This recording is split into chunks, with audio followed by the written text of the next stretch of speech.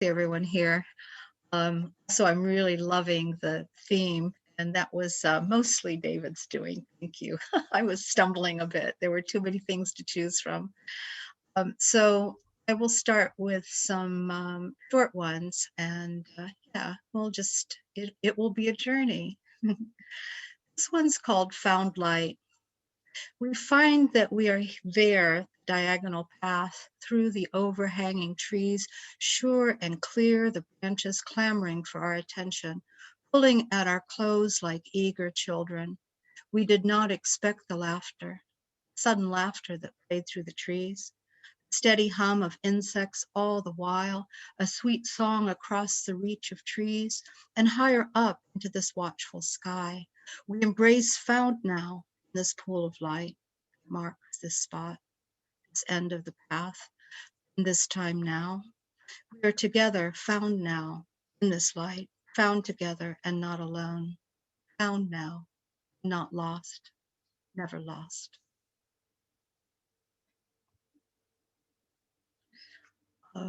Then this one is called This is a real journey poem, and in the United States, I live in Santa Fe, New Mexico, and it's beautiful, beautiful area in the mountains. So this is the experience of driving at night in the desert. If the darkness does not see the light, it was traveling at night we crossed down into the desert, still cold, a gentle slap of awakeness. You can see clearly in the desert at night the distances. Space is near to you and far off, quiet but alive. You drive and see sometimes things that are not there, or maybe there. It doesn't matter. If you keep driving, you forget after a while most of everything. It's the stillness of it in the moment, the capture of thought, a way to make it go on forever. The inner dialogue that loud in your ear, your head, your being that you think you are hearing it, you inside of you outside of you at the same time. You are not hearing the echo of self in the high desert, like Sister Coyote when she yips to signal to the others, or when she sings to herself, or when she sings to nothing at all. Excuse me, I'm sorry. When she sings to the moon or nothing at all. That is not what you are hearing, the you inside of you, the you that you are hearing. You are not. It is a sense beyond hearing. Coyote knows when she sings the echo of herself in the canyon, the sound bouncing off stone and coming back to her. She is simply being the desert at night under the moon. What you see is not what is before you, it's something else. What you hear is something else. It is the way of things at night in the desert. It is okay that you do not know. If the darkness does not see the light, does it know it is dark? And then the next one is I will not take a camera. Um, I think maybe what I forgot in my biography is that I've lived in Mexico for 18 years, the last 18 years. I miss it.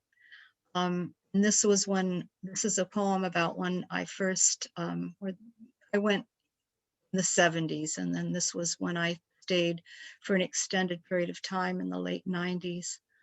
And yeah, I will not take my camera. One, I like my eyes.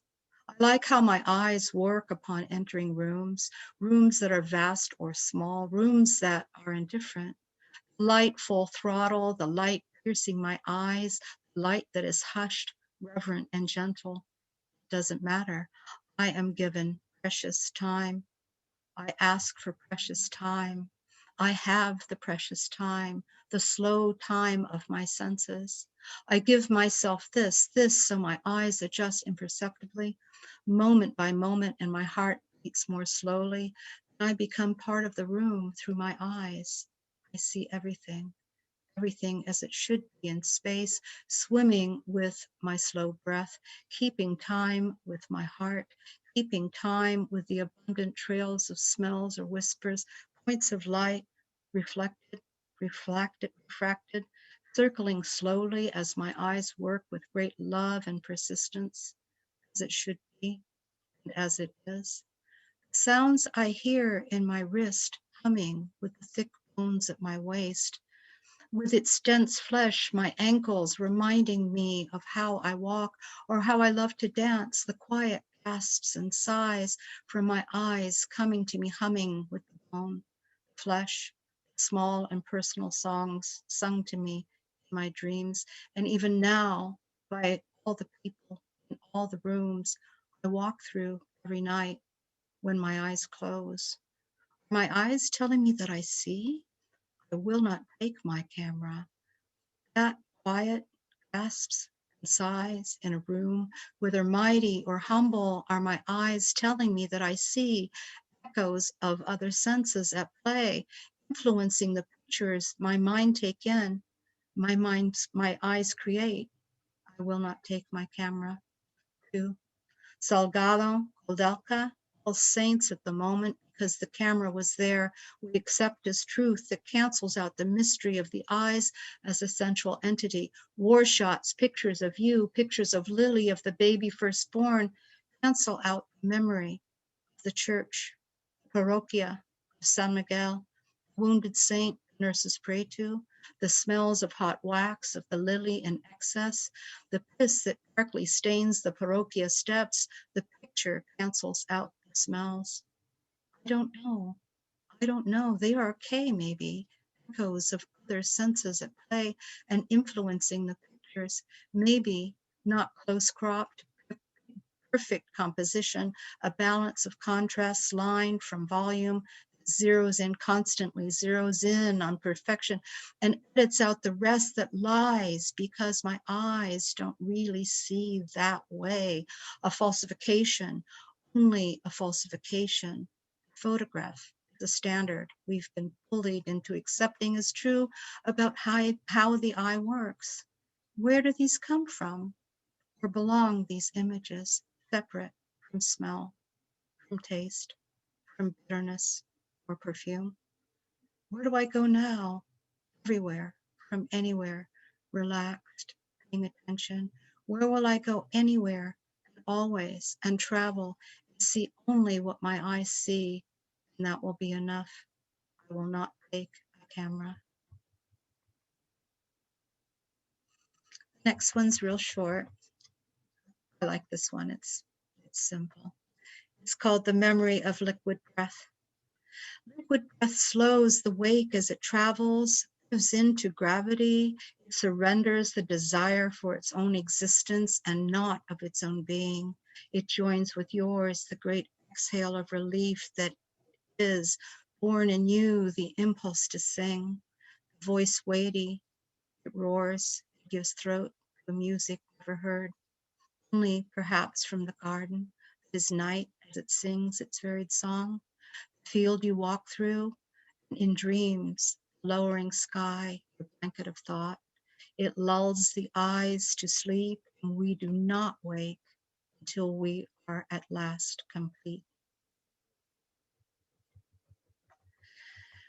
Then, I've almost always lived, just recently, I've almost always lived on the coast. And this is when I lived briefly on the North Sea, which is a fierce body of water. It's called The Sea Will Take You. The sea will take you if you swim past the rocks. Will it give you back? When you enter, how will it be with this, the agreement you have struck to surrender, now be one with this body large and vast, your body small? You know, in this joy of submersion, the light play and sometimes fierce of the water having you, what it will do? In taking you, will the waters decide moving you? Will the sea decide? With taking you, in taking you, is that what you will allow? In entering, surrendering to it in some way, do you decide? In going, in being taken, where would that be and how far will you go? You know? No, we are small when we enter the waters. Is that which is hidden from you, from us, your smallness, not something you can know, is how it is and always has been this way. It is a pack drawn up, a moment of entry, cells of each body vast with body small, the body in body now joined and in movement. The shrieks of joy with the shock of water and surprise emitting from your throat that rivals the roar of waves, and you sing together the fierceness of life celebrating. If the sea takes you, will it give you back? And then this is the last one for this set. It's called Repairing the Cracks. A little backstory. Yes, I live in Sayulita, Nayarit, Mexico.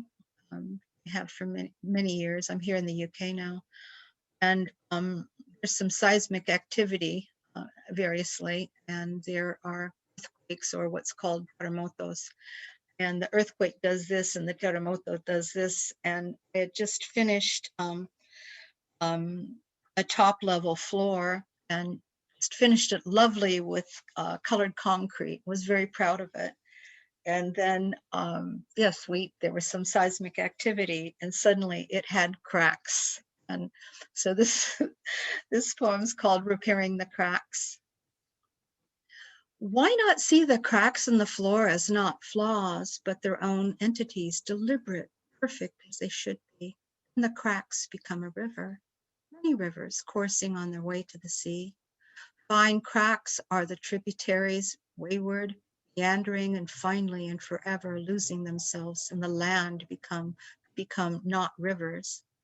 When I repair them, my index finger encrusted with pigment and white cement, I lay on the cool floor to work, as committed to the ground, to my relationship with the floor as a modern dancer. Moving by means of knees and elbows only, I inch my way across, following the rivers. I become omnipotent. I am God high above, looking down at my work, and I am satisfied. As I work in the pigment, rubbing and rubbing in and then scraping smooth, I bless each small fissure, each turn of the river, rubbing in also as I work, my self-satisfied God love, blessing all the small things, for I am large. The fissures are not mistakes. There are no mistakes in nature, only perfection. There is only time and process. I am large in the air and floating, reveling in the magnificence of all I take in. And then, as God, I breathe out. When I exhale only love. Dusky orange love of rojo oxido, red earth. How perfect the color of red earth, most basic and real of the pigment. Red earth, I am grounded, no more flying. I am committed to the ground in the glorious imperfection of the cracks. As I stand up, finally finished, and observe my prune-wrinkled index finger, I consider the possibility that my floor cracked just so a young child would come and visit me, lie on her belly, just like me, and follow the cracks, inching along under the bed, under the table, following the cracks, anywhere they go, just as I did. Then, like the God she is, rise up high, so high out of reach, omnipotent, and look down on her creation, the river that is my floor, river coursing to the sea, and be glad, as God is glad. So I lied. I want to read one more. Sorry, guys. You know how we all are. All right, this last one of this particular set is called Seeded Earth, Winter Solstice. I seeded earth and skipped the change which would happen, inevitable. Have this seed grow without me seeing it, watching each moment, steps of new life. I seeded earth with my blood, heartache, wept for the love of it. Change I do not understand, for it is not mine to know. Know that the birds will fly above the seed as it grows into what it will. Above the birds, circling its carousel of life, then the clouds float slow as they will, and above them the sun at times, visible this time of year, the unrelenting gray, only a soft blanket of thought on which to ruminate and plant its seed in me. Okay, so that's it for my set. Thank you.